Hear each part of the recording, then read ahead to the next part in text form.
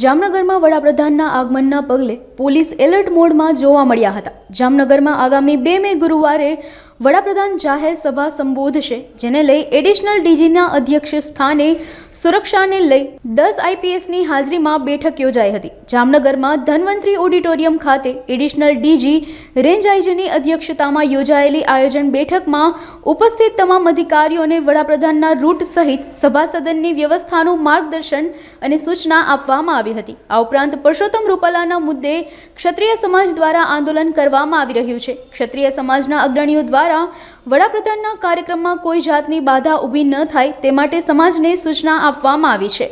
બેઠકમાં જામનગર, દ્વારકા સહિતના જિલ્લા પોલીસ વડા સહિત 10 આઈપીએસ સહિતના સૌથી વધુ પોલીસ અધિકારીઓની ઉપસ્થિતિ રહી હતી।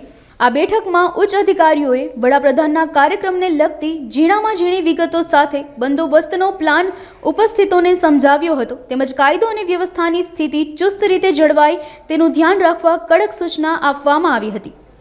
આગામી 2 તારીખના માનનીય વડાપ્રધાન શ્રીના પ્રોગ્રામ અનુસંધાને પોલીસ બંદોબસ્ત માટે આવેલા તમામ અધિકારી સાથે એક મીટિંગ આયોજન કરવામાં આવેલ હતું।